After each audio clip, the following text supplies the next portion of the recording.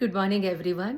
Welcome to my channel, Vasudha's Voice. Welcome to one more Sunday morning discussion. ಇವತ್ತು ನಾನು ನಿಮ್ಮ ಜೊತೆ share ಮಾಡ್ತಿರೋ ಸ್ಟೋರಿ ನೆದಾ ರೊಸ್ತಾಮಿ ಸ್ಟೋರಿ. ನೆದಾ ರೊಸ್ತಾಮಿನ ನಾನು 2023ನಲ್ಲಿ ಮೀಟ್ ಮಾಡಿದೆ. ಅವಳು ಇರಾನಿಂದ ಬಂದಿದ್ಲು, ಪರ್ಷಿಯಾದಿಂದ ಬಂದಿದ್ಲು. ಅವಳು ತನ್ನನ್ನು ತಾನು ಪರ್ಷಿಯನ್ ಅಂತ ಹೇಳ್ಕೊಳ್ಳೋಳು. ಅವಳು ತನ್ನ ಯಾವತ್ತೂ ಇರಾನಿಯನ್ ಅಂತ ಹೇಳ್ಕೊತಿರ್ಲಿಲ್ಲ. ಸೊ ಬಂದ್ಲು. ಅವಳ ಗಂಡ ಇಬ್ಬರು ಪ್ಲಸ್ ಇಬ್ಬರು ಮಕ್ಕಳು, ಸಣ್ಣ ಸಣ್ಣ ಮಕ್ಕಳು. ಇರಾನಲ್ಲಿ 1979ನಲ್ಲಿ ರೆಜಿಮ್ ಚೇಂಜ್ ಆಗುತ್ತೆ. ಅವರು ಪರ್ಷಿಯಾ ಇರಾನಿಂದ ಇಸ್ಲಾಮಿಕ್ ರಿಪಬ್ಲಿಕ್ ಆಫ್ ಇರಾನ್ ಅಂತ ಆಗುತ್ತೆ. ಸೊ 1979ನಲ್ಲಿ ಅಲ್ಲಿ ರೆಜಿಮ್ ಚೇಂಜ್ ಆದಮೇಲೆ ಅಲ್ಲಿ ಪೊಲಿಟಿಕಲ್ ಅನ್ರೆಸ್ಟು, ಎಕನಾಮಿಕ್ ಕ್ರೈಸಿಸ್ಸು, ಈ ಥರ ಸ್ವಲ್ಪ ಬದುಕೋದು ಸ್ವಲ್ಪ ಕಷ್ಟ ಆಗಿರುತ್ತೆ. ಹಾಗಾಗಿ ಅಲ್ಲಿಂದ ಸುಮಾರು ಜನ ಬೇರೆ ಬೇರೆ ಕಂಟ್ರಿಗಳಿಗೆ ರೆಫ್ಯೂಜಿ ಆಗಿ ಹೋಗಿರ್ತಾರೆ. ಸೊ ಇವಳು ಹಾಗೆ ಬಂದವಳು, ನೆದಾ ರೊಸ್ತಾಮಿ. ಸೊ ಇವಳು ಬಂದಾಗ ಹೇಗೆ ಅಂತಂದರೆ, ಬಂದು ಎಗೈನ್ ನಾನು ಬೇರೆ ರೀಸೆಟಲ್ಮೆಂಟ್ ಏಜೆನ್ಸಿನಲ್ಲಿ ಅವಾಗ ಕೆಲಸ ಮಾಡ್ತಾಯಿದ್ದೆ. ಸೊ 2023ನಲ್ಲಿ ಬಂದಳು. ಅವಳದ್ದೆಲ್ಲ ಇಂಟರ್ವ್ಯೂ ಎಲ್ಲ ತೊಗೊಂಡು ಅವರಿಗೊಂದು ಅಪಾರ್ಟ್ಮೆಂಟಲ್ಲಿ ಇರಿಸ್ಬಿಟ್ಟು ಕೆಲಸಕ್ಕೆ ನಾನು ಟ್ರೈ ಮಾಡ್ತಾಯಿದ್ದೆ. Very ambitious girl. ಅವಳಿಗೆ ಭಾಳ ಜೀವನದಲ್ಲಿ ಭಾಳ ಸಾಧಿಸಬೇಕು ಅಂತಿತ್ತು. ಈ ದೇಶಕ್ಕೆ ಬಂದಿರೋದ್ರಿಂದ ಅವಳಿಗೆ ತುಂಬ ಗ್ರ್ಯಾಟಿಟ್ಯೂಡ್ ಇತ್ತು. ಏನೇನೋ ಮಾಡಬೇಕು ಅನ್ನೋ ಆಸೆಗಳಿತ್ತು.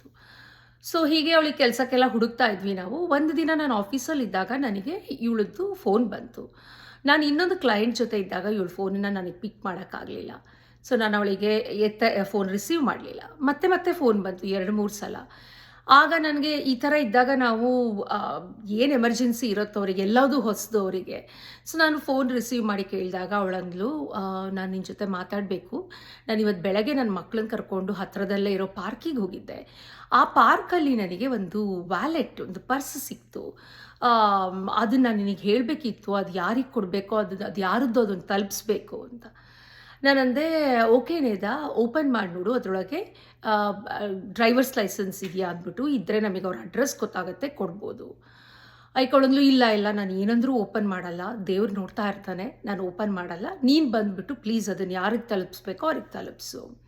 ನಾನಂದರೆ, ಇವಾಗ ನನಗೆ ಬರೋಕ್ಕಾಗಲ್ಲ, ಬ್ಯಾಕ್ ಟು ಬ್ಯಾಕ್ ನನಗೆ ಕ್ಲೈಂಟ್ಸ್ ಇದ್ದಾರೆ. ಇವತ್ತು ನನಗೆ ಮುಗಿಯೋದೇ 4:15 ಆಗುತ್ತೆ, ನಾನು ಆಮೇಲೆ ಮನೆಗೆ ಹೋಗಬೇಕು. ಅವಳಂದ್ಲು, ಇಲ್ಲ ಪ್ಲೀಸ್ ಮನೆಗೆ ಹೋಗ್ತಾ ಬಂದು ಹೋಗು. ನನ್ನ ಮನೆ ಇದ್ದಿದ್ದು ಒಂದು ಡೈರೆಕ್ಷನು, ಇದ್ದಿದ್ದು ಇನ್ನೊಂದು ಡೈರೆಕ್ಷನ್ನು. ನಾನು ನಾಳೆ ಬರ್ತೀನಿ ಅಂದರೆ ಅವಳು ಕೇಳಲಿಲ್ಲ. ಇಲ್ಲ ಪ್ಲೀಸ್ ಇವತ್ತೇ ಬರಬೇಕು ನೀನು ಅಂತ. ಸೊ ಈ ಥರ ನಾನ್ ಪ್ರಾಫಿಟ್ ಆರ್ಗನೈಸೇಷನಲ್ಲಿ ಕೆಲಸ ಮಾಡ್ತಾ ಈ ಥರದ್ದು ಇಟ್ಸ್ ವೆರಿ ಕಾಮನ್. ನಮಗೆ ಆ ಟೈಮ್ ಬೌಂಡ್ ಇಟ್ಕೊಳಕ್ಕಾಗಲ್ಲ. ಒಂದೊಂದು ಸಲ ಈ ಥರ ಫೋನ್ ಬರುತ್ತೆ, ನಾವು ಹೋಗಬೇಕಾಗತ್ತೆ. ಸೊ ನಾನು ಮನೆಗೆ ಫೋನ್ ಮಾಡಿ ಹೇಳಿದೆ, ನಾ ಬರೋದು ಸ್ವಲ್ಪ ಲೇಟ್ ಆಗುತ್ತೆ ಇವತ್ತು ಅಂದ್ಬಿಟ್ಟು. ಸೊ ಅವಳ ಮನೆಗೆ ಹೋದೆ 4:15 ಆದಮೇಲೆ. 4:15 ಆದಮೇಲೆ ಅವಳ ಮನೆಗೆ ಹೋದಾಗ ಅವಳು ಪರ್ಸನ್ನ ಟೇಬಲ್ ಮೇಲೆ ಇಟ್ಟಿದ್ಲು. ಅವಳಂದ್ಲು, ಪ್ಲೀಸ್ ತೊಗೋ ಈ ಪರ್ಸು, ದೇವ್ರು ನೋಡ್ತಾ ಇರ್ತಾನೆ ನನ್ನನ್ನು, ನಾನು ಏನು ಸರಿನೋ ಅದನ್ನು ಮಾಡಬೇಕು. ಆ ಪರ್ಸ್ ಯಾರು ಕಳ್ಕೊಂಡಿದ್ದಾರೋ, ಅವ್ರು ಎಷ್ಟು ಒದ್ದಾಡ್ತಾ ಇದ್ದಾರೋ ಏನೋ. ಸೊ ಪ್ಲೀಸ್ ಇದನ್ನು ತೊಗೊಂಡ್ಬಿಟ್ಟು ಯಾರಿಗೆ ತಲುಪಿಸ್ಬೇಕೋ ತಲುಪಿಸಿದ್ಲು. ನಾ ವ್ಯಾಲೆಟ್ ತೊಗೊಂಡ್ಬಿಟ್ಟು ಓಪನ್ ಮಾಡಿ ನೋಡಿದೆ, ಅಡ್ರೆಸ್ ಇತ್ತು. ಲಕ್ಕಿಲಿ ಆ ಅಡ್ರೆಸ್ಸು ಇವಳ ಅಪಾರ್ಟ್ಮೆಂಟಿಂದ ತುಂಬ ಹತ್ತಿರ ಇತ್ತು. ನಾನಂದರೆ, ಸರಿ ನಾನು ಹೋಗಿ ಕೊಟ್ಬಿಟ್ಟು ಹೊರಡ್ತೀನಿ, ನೀನು ಬರ್ತೀಯಾ ಏನಾದರೂ, ಬಿಕಾಸ್ ನಿನಗೆ ಸಿಕ್ಕಿದ್ದು ಪರ್ಸು, ನಾನು ನಿನ್ನನ್ನು ಬೇಕಾದ್ರೆ ಮತ್ತೆ ವಾಪಸ್ ಮನೆಗೆ ಡ್ರಾಪ್ ಮಾಡ್ತೀನಿ. ಇಲ್ಲ ನನ್ನ ಕೆಲಸ ಮುಗೀತು, ನಾನು ಕೊಡಬೇಕಿತ್ತು, ನೀನು ತಲುಪಿಸು ಅಂತ. ಸರಿ ಅಂತ ನಾನು ಅಡ್ರೆಸ್ ಹುಡ್ಕೊಂಡು ಹೋದೆ. ಅಲ್ಲಿ ಎಲ್ಡರ್ಲಿ ಕಪಲ್, ಪಾಪ ಅಮೇರಿಕನ್ ಎಲ್ಡರ್ಲಿ ಕಪಲ್ ಇದ್ದರು. ಅವರು ಪರ್ಸ್ನ ಬೆಳಗ್ಗೆ ವಾಕಿಗೆ ಹೋದಾಗ ಅವ್ರದ್ದು ಮಿಸ್ ಆಯ್ತಂತೆ. ಅವ್ರಿಗೆ ಎಲ್ಲಿ ಮಿಸ್ ಆಯಿತು ವ್ಯಾಲೆಟ್ ಅಂತ ಆತಂಗೆ ಗೊತ್ತಿರಲಿಲ್ಲ. ಇಡೀ ದಿನ ಪಾಪ ಹುಡುಕ್ತಾ ಇದ್ದಾರೆ. ಮಾರನೇ ದಿನ ಅವರು ಅವರ ಮೊಮ್ಮಕ್ಕಳನ್ನ ನೋಡೋಕ್ಕೆ ಐರ್ಲೆಂಡಿಗೆ ಹೊರಟಿದ್ರಂತೆ. ಸೊ ಪರ್ಸೊಳಗೆ ಕ್ರೆಡಿಟ್ ಕಾರ್ಡ್ಸು, ಅವ್ರದ್ದು ಡ್ರೈವರ್ಸ್ ಲೈಸೆನ್ಸು, ಪ್ಲಸ್ $250 ಕ್ಯಾಶ್ ಇತ್ತು, ಎಲ್ಲ ಇತ್ತಂತೆ. ಪಾಪ ಅವ್ರು ಪ್ಯಾನಿಕಾಗಿ ಹುಡುಕ್ತಾ ಇದ್ದರು. ನಾನು ಹೋಗಿ ಕೊಟ್ಟಾಗ ಅವರಿಗೆ ತುಂಬ ಖುಷಿ ಆಗೋಯಿತು, ತುಂಬ ಖುಷಿ ಆಯಿತು. ಥ್ಯಾಂಕ್ಸ್ ಅಂತೆಲ್ಲ ಹೇಳೋಕ್ಕೆ ಶುರು ಮಾಡಿದ್ರು. ನಾನಂದರೆ, ನನಗೆಲ್ಲ ಸಿಕ್ಕಿದ್ದು, ನಾನು ಜಸ್ಟ್ ತಲುಪಿಸ್ತಿದ್ದೀನಿ ನಿಮಗೆ ನನಗೆ ಸಿಕ್ಕಿದ್ದು ಈ ಥರ ನೆದಾ ರೊಸ್ತಾಮಿ ಅನ್ನೋಳಿಗೆ ಸಿಕ್ಕಿದ್ದು. ಸೊ ಅವರಿಗೆ ಈ ಥರ ರೆಫ್ಯೂಜೀಸು ಅದ್ರ ಬಗ್ಗೆ ಏನೂ ಐಡಿಯಾ ಇರಲಿಲ್ಲ. ಕೂರಿಸ್ಕೊಂಡ್ಬಿಟ್ಟು ಪಾಪ ಕೇಳಿದ್ರು, ಏನಿದು, ಯಾವ ಆರ್ಗನೈಸೇಷನು, ಯಾರು ಇವರು ರೆಫ್ಯೂಜೀಸು ಅಂತೆಲ್ಲ ಕೇಳಿದ್ರು. ಹೇಳಿದೆ ನಾನು. ಅವ್ರಿಗೆ ತುಂಬ ಇಂಪ್ರೆಸ್ ಆಗೋಯ್ತು. I want to meet her, I want to give her a reward ಅಂತ ಅಂದರು. ಅವಳಿಗೆ ಏನಾದರೂ ಕೊಡ್ತೀನಿ ನಾನು. ಸರಿ, ನಾನು ನೆದಾಗೆ ಫೋನ್ ಮಾಡಿದೆ. ನೆದಾ, ಅವ್ರಿಗೆ ತುಂಬ ಖುಷಿ ಆಯಿತು ನಿನ್ನ ಪರ್ಸನ್ನ ರಿಟರ್ನ್ ಮಾಡಿದ್ದಕ್ಕೆ. ಅವ್ರು ನಿನಗೆ ರಿವಾರ್ಡ್ ಕೊಡಬೇಕಂತೆ ಅಂದರೆ, ಅವಳು ಏನಂದರೂ ಒಪ್ಪಲಿಲ್ಲ. ನೆದಾ ಅಂದ್ಲು, ಇಲ್ಲ, ಯಾವುದು ಸರಿನೋ ಅದನ್ನು ನಾನು ಮಾಡಿದೆ, ಯಾವುದು ಸರಿನೋ ಅದನ್ನು ಮಾಡಿದ್ದಕ್ಕೆ ನಾವು ಇಸ್ಕೋಬಾರ್ದು, ದೇವ್ರು ನೋಡ್ತಾ ಇರ್ತಾನೆ, ನಾನು ಇಸ್ಕೊಳ್ಳಲ್ಲ ಅಂತಂದ್ಲು. ಸೊ ನಾನು ಹೇಳಿದೆ ಈ ಎಲ್ಡರ್ಲಿ ಜೆಂಟ್ಲ್ಮೆನ್ಗೆ, ಇಲ್ಲ ಅವಳು ಇಸ್ಕೊಳ್ಳಲ್ಲಂತೆ ಅಂತ. ನೋ ಪ್ರಾಬ್ಲಮ್ ಅಂದ್ಬಿಟ್ಟು ಅವರು ನಮ್ಮ ಆರ್ಗನೈಸೇಷನ್ಗೆ 1 ಮಂತ್ ಆಗೋಷ್ಟು ಗ್ರಾಸರಿನ ಡೊನೇಟ್ ಮಾಡಿದ್ರು. ಅವರಂದರು, ನನಗೂ ದೇವ್ರು ನೋಡ್ತಾ ಇರ್ತಾನೆ, ನನ್ನದು ಕಳೆದೋಗಿರೋ ಒಂದು ಸಾಮಾನು ಯಾರೋ ತಂದುಕೊಟ್ಟಿದ್ದಾರೆ, ನಾನು ಹಾಗೆ ಇರೋಕ್ಕಾಗಲ್ಲ, ನಾನು ಯಾವ್ದು ಸರಿನೋ ಅದನ್ನು ಮಾಡಬೇಕು ಅಂತ ಆತ ಮತ್ತು ಅವನ ಹೆಂಡತಿ ಪಾಪ 1 ತಿಂಗಳಾಗೋಷ್ಟು ಅಕ್ಕಿ, 10 kgದು 20 ಬ್ಯಾಗು, ಬೇಳೆ, ಆಮೇಲೆ ಎಣ್ಣೆ, ಈ ಥರ ಕಾಮನ್ ಏನೇನು ಬೇಕಾಗುತ್ತೋ ನಮ್ಮ ರೆಫ್ಯೂಜಿ ಫ್ಯಾಮಿಲೀಸ್ಗೆ ಅದನ್ನೆಲ್ಲ ಆರ್ಡ್ರ್ ಮಾಡಿದ್ರು. ಇಲ್ಲಿ ನನಗೆ ಎಷ್ಟು ಖುಷಿ ಆಯಿತು ಅಂತಂದರೆ, ನೇದಾ ಅವಳ ಕಡೆಯಿಂದ ಯಾವುದು ಸರಿನೋ ಅದನ್ನು ಮಾಡಿದ್ಲು, ಇವರು ಅವ್ರ ಕಡೆಯಿಂದ ಯಾವ್ದು ಸರಿನೋ ಅದನ್ನು ಮಾಡಿದ್ರು. ಈ ಕಾನ್ವರ್ಸೇಷನಲ್ಲಿ ಇಡೀ ದಿನದಲ್ಲಿ ಇವರಿಬ್ಬರು ಹೇಳ್ತಿದ್ದು ಒಂದು ಕಾಮನ್ ಥಿಂಗ್ ಯಾವ್ದು ಗೊತ್ತಾ? ದೇವ್ರು ನೋಡ್ತಾ ಇರ್ತಾನೆ. ನನಗೆ ತಕ್ಷಣ ಯಾವ ಕತೆ ನೆನಪಾಯ್ತು ಗೊತ್ತಾ? ವ್ಯಾಸತೀರ್ಥರು ಕನಕದಾಸರನ್ನ ಮತ್ತು ಅವರ ಶಿಷ್ಯರನ್ನೆಲ್ಲರನ್ನೂ ಕರೆದ್ಬಿಟ್ಟು ಒಂದೊಂದು ಬಾಳೆಹಣ್ಣು ಕೊಟ್ಬಿಟ್ಟು ಇದನ್ನು ಯಾರೂ ನೋಡಲೇ ಇದ್ದಂಗೆ ತಿನ್ನಬೇಕು ಅಂತ ಹೇಳ್ತಾರೆ. ಆಗ ಒಬ್ಬ ಗುಹೆ ಒಳಗೆ ಹೋಗಿ ತಿಂತಾನೆ, ಒಬ್ಬ ಶಿಷ್ಯ, ಒಬ್ಬ ಮಂಚದ ಕೆಳಗೆ ಹೋಗಿ ತಿಂತಾನೆ, ಒಬ್ಬ ಒಂದು ಕತ್ಲು ಕೋಣೆಲಿ ಹೋಗಿ ತಿಂತಾನೆ, ಯಾರೂ ನೋಡಿಲ್ಲ ಅಂದ್ಬಿಟ್ಟು. ಮಾರನೇ ದಿನ ವ್ಯಾಸತೀರ್ಥರು ಎಲ್ಲರನ್ನೂ ಕರೆದ್ಬಿಟ್ಟು ತಿಂದ್ರೆ ನೀವು ಅಂತ ಕೇಳ್ತಾರೆ.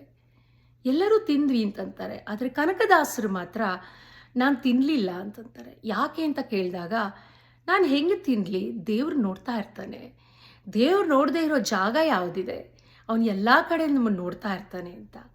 ನನಗೆ ಈ ಕನಕದಾಸರು ಹೇಳಿದ್ದು, ಎಷ್ಟೋ ಶತಮಾನದ ಹಿಂದೆ ಅವ್ರು ಹೇಳಿದ್ದು, ಈಗ ನೇದಾ ಹೇಳಿದ್ದು, ಈ ಎಲ್ಡರ್ಲಿ ಜೆಂಟ್ಲ್ಮೆನ್ ಹೇಳಿದ್ದು ನನಗೆ ಎಷ್ಟು ಖುಷಿ ಆಯಿತು ಅಂತಂದರೆ, ನೀನು ಎಲ್ಲೇ ಇರು, ಹೇಗೆ ಇರು, ಶ್ರೀಮಂತ ಆಗಿರು, ಬಡವ ಆಗಿರು, ರೆಫ್ಯೂಜಿ ಆಗಿರು, ಸಿಟಿಸನ್ ಆಗಿರು, ವಿದ್ಯಾವಂತ ಆಗಿರು, ಅವಿದ್ಯಾವಂತ ಆಗಿರು, ಆದರೆ ಈ ಕೋರ್ ವ್ಯಾಲ್ಯೂಸ್, ಇಂಟಿಗ್ರಿಟಿ, ಪ್ರಾಮಾಣಿಕತೆ, ನೈತಿಕತೆ ಅಂತ ಹೇಳ್ತೀವಲ್ಲ, ಅದನ್ನು ನಾವು ಕಳ್ಕೋಬಾರ್ದು. ನಾವು ಎಷ್ಟೇ ಡೆಸ್ಪರೇಟ್ ಆಗಿ, ನಮಗೆ ಎಷ್ಟೇ ಆ ದುಡ್ಡು ಅವಳು ನೇದಾ ಆರಾಮಾಗಿ ಆ ಪರ್ಸನ್ ತೆಗೆದುಬಿಟ್ಟು $250 ಇಟ್ಕೊಂಡು ಪರ್ಸನ್ ಎಸ್ಬಿಡ್ಬೋದಾಗಿತ್ತು. ಆದರೆ ಅವಳು ಅದನ್ನು ಮಾಡಲಿಲ್ಲ. ಅವಳಿಗೆ ಆ ದುಡ್ಡಿನ ಅವಶ್ಯಕತೆಯೂ ಇತ್ತು, ಆದರೆ ಅವಳು ಅದನ್ನು ಮಾಡಲಿಲ್ಲ. ಸೊ ಅವಳ ಅದೊಂದು ಆ್ಯಕ್ಟಿಂದ ಎಷ್ಟು ಜನ ರೆಫ್ಯೂಜೀಸ್ಗೆ ಡೊನೇಷನ್ ಸಿಕ್ತು.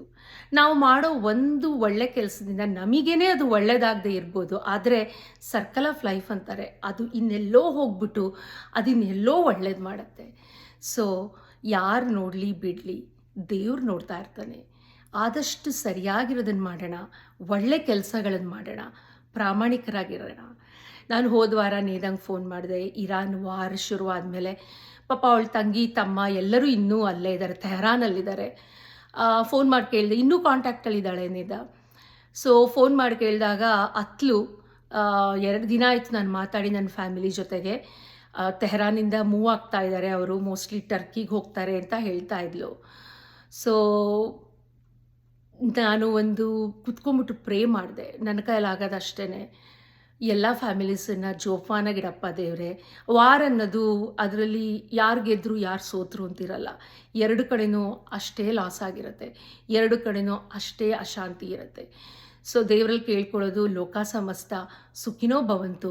ಪ್ರಪಂಚದಲ್ಲಿ ನಡೀತಿರೋ ಈ ಯುದ್ಧ ಆದಷ್ಟು ಬೇಗ ನಿಲ್ಲಿ, ಎಲ್ಲ ಫ್ಯಾಮಿಲಿಗಳು ಅವ್ರವ್ರ ಫ್ಯಾಮಿಲಿ ಜೊತೆ ರಿಯೂನಿಯನ್ ಆಗಿಬಿಟ್ಟು ಆರಾಮಾಗಿರಲಿ ಅನ್ನೋ ಪ್ರೇಯರ್ನ ನಾನು ಮಾಡ್ಕೋತೀನಿ. ನೀವು ಮಾಡ್ಕೊಳ್ಳಿ. ನಾನು ಪ್ರೇ ಮಾಡ್ಕೊಳ್ಳೋದ್ರಿಂದ ಏನಾಗತ್ತೆ ಅಂತ ಮಾತ್ರ ಅನ್ಬೇಡಿ. ಪ್ರಾರ್ಥನೆಗೆ, ಪ್ರೇಯರ್ಗೆ ತುಂಬ ಶಕ್ತಿ ಇದೆ. ಸೊ ಲೋಕ ಸಮಸ್ತ ಸುಖಿನೋ ಭವಂತು. ಒಳ್ಳೇದು ಮಾಡಿ, ಒಳ್ಳೆಯ ಚಿಂತೆ ಮಾಡಿ, ಒಳ್ಳೆ ಕೆಲಸಗಳನ್ನು ಮಾಡಿ. Take care of your self, take care of your loved once. See you all next week with one more episode. Bye-bye.